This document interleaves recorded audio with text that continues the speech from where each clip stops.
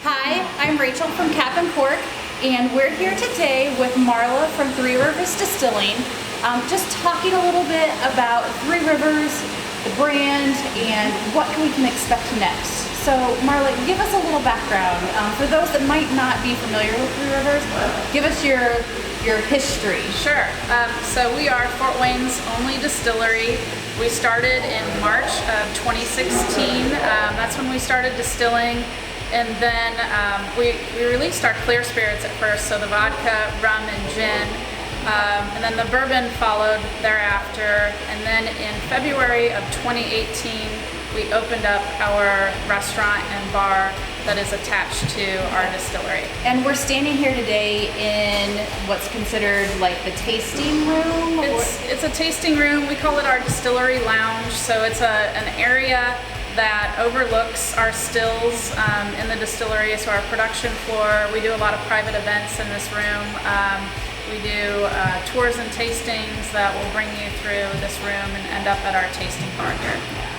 And I know Cap and Cork has partnered with you and done some fun events and different things like that. We did the whiskey business, and that was hosted here and stuff. So it's a great little gem to have you guys here in Fort Wayne, just to help with the education side of stuff too. Right, yeah. So we're here today mainly to talk about and look at these gorgeous new bottles and labels. Tell us more about what brought on the rebrand and what you hope to accomplish with it. Sure. So I started as president in late 2017 here, and one of the things I noticed when I would go out and if I were sitting at a bar and I was looking for our spirits at the back bar, it would take me so long to find a bottle that I should be able to recognize right off the bat. So that was pretty apparent to me in the beginning that we needed to do something to improve our logo and our labels at least. Gotcha. But what I eventually found is that I didn't feel that our brand, our previous brand, was fitting our personality very well. So we went on the exploration of completely rebranding, and so one of the things was that we needed a logo that you could read from a distance away. Gotcha. So we think we've accomplished that. We wanted some really compelling labels. When we are not there to sell bottles off the shelf at liquor stores for tastings, we need the labels to help sell themselves and to tell the story. And tell the story. Yeah. Our brand promise is right on the bottle. We're 100% grain to bottle here in this facility. We are Indiana made. We have local suppliers, so we use Indiana farmers to get all of our organic non-GMO grain. We have a local cooperage that we work with for our barrels, so having that local tie was very important to us, and we wanted that to be represented on our bottles. And it's a great differentiator for a lot of the spirits that come and go in the state and through the state. Us being so close to Kentucky, right? You know, it's a hard to separate your story a little bit, but I think you guys have done that in a really great way. Yeah, thank you. So how has the rebrand then changed what's in the bottles? So when I started, I don't think any of us here were completely happy with what we were putting out in the bottle, and we're very transparent about that. We have done so many improvements on the product that is going into the bottle. So this rebrand process has taken us over a year, and we've spent more than that time improving what we're putting in the bottle. Specifically, I'll highlight a couple. Our gin, we did have the Summit City gin, and it was an American style gin, 13 different botanicals. There wasn't a botanical that was shining through on that gin. And I'm a gin lover, so that was one that I was really advocating to change. So we have now the Lakeside gin. Okay. And it's a Plymouth style gin, 4 different botanicals, and it's amazing. Really narrowed down to bring out more of that botanical focus. Right. Gotcha. We've also brought in consultants from our neighboring state of Kentucky, worked with them. They're the experts in the aged spirits industry. So we brought in those folks to help us improve our aged spirits process, and that's even kind of transitioned. Some of that can transition to the clear spirits. So what I think you'll find in the bottle is far superior than what you were seeing under the old label, and especially our first releases that we had. Yeah.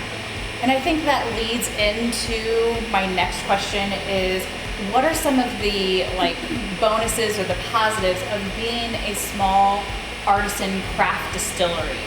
So we get to be very creative, and that's fun for us. So we're not just, always pumping out the same product. Obviously, we have our main lineup that goes to liquor stores like Cap and Cork, but it allows us to have some experimental projects that we do here.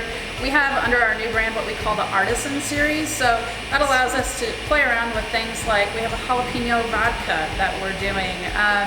We have a Distillery Dog High Rye Bourbon that is really fun. We have a huge patio that's dog friendly, so we're really highlighting dogs here at the distillery. So there are some fun things, and if one of those sticks and it sells really well, it would be something that we would consider going out to distribution. Yeah, looking at a larger scale. Right. And I think that's the beauty of a partnership like this, with having you guys right in our backyard.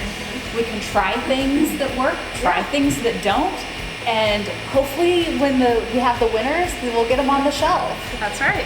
But until then, we can at least have meat for cocktails and the incredible mac and cheese and the rest of the food that everybody loves at the distillery. Yeah, we'll always do that. Yep. Yeah.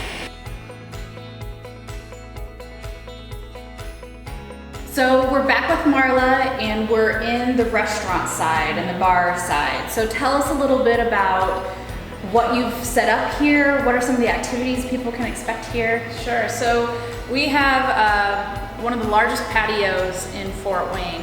So it's really fun during the spring through fall months, where we have a bunch of different events that will be patio focused. We have a gaming area, so cornhole. Next year we think we're upgrading the gaming area, so I'm going to keep that a secret for now. But and we have a very dog friendly patio as well.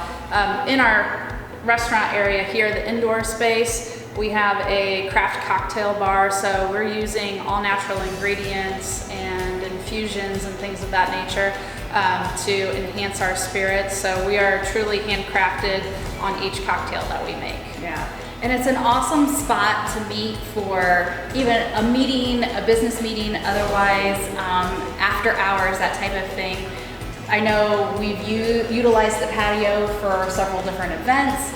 And even, I think one time I was here and you had like the Fort Wayne Great Dane Society. Yeah. I focused more on that than what I was drinking, but it's okay. They were amazing. Yes. Yeah. So I definitely encourage you guys to get out, explore Fort Wayne, and stop into Three Rivers Distilling Company. Check out some of their new labels. They're all on the shelf at Cap and Cork and right here at the distillery. So just like always, guys, if you want to follow the fun that we're having at Cap and Cork and at Three Rivers, follow all of our social media channels. I'll make sure to put some links in my email news blast. But if you want to find out first what's going on, sign up for our email newsletter at capandcork.com.